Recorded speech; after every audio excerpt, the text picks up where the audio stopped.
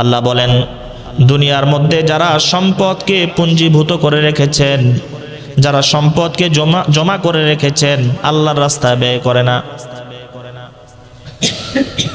যারা দুনিয়ার মধ্যে অনেক সম্পদ জমা করেছে এবং আল্লাহর রাস্তায় ব্যয় করে না, যাকাত দেয় না, আল্লাহ বলেন ফাবাশশিরহুম বিআযাবিন আলীম, তাদেরকে যন্ত্রণাদায়ক শাস্তির সুসংবাদ দাও। কি শাস্তি?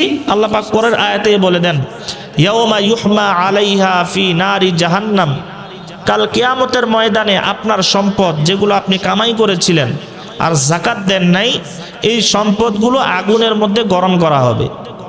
কোথায় গরম করা হবে?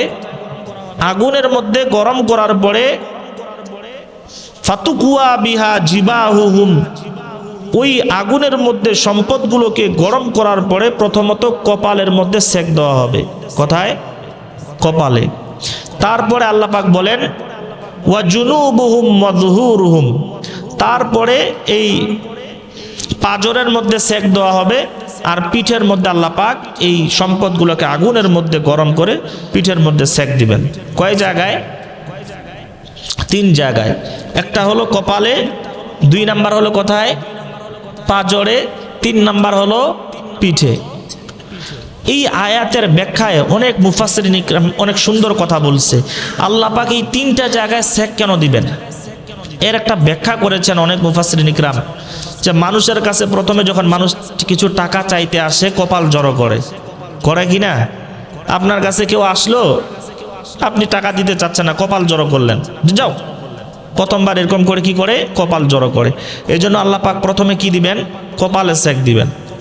দ্বিতীয়বার যদি আবার চাইতে আসে, তখন কি করে? ওর থেকে চেহারা ঘুরায় নেয়। বারবার চাইতে আসতেছে, দ্বিতীয়বার আসছে, তো চেহারা ঘুরায় পাজর তার দিকে করে। এই জন্য আল্লাহ পাক দ্বিতীয়বার পাজরের মধ্যে কি দিবেন? সেক দিবেন। তৃতীয়বার যদি আবার চাইতে আসে, ওর থেকে ঘুরে সে কি করে যায়? চলে যায়, পিঠ দেখায় চলে যায়। এই জন্য আল্লাহ পাক পিঠের মধ্যে কি দিবেন? সেক দিবেন।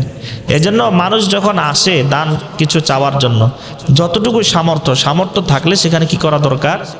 অংশগ্রহণ করা দরকার। 1 টাকা, 2 টাকা, 3 টাকা, যার যে সামর্থ্য আছে দেওয়া দরকার।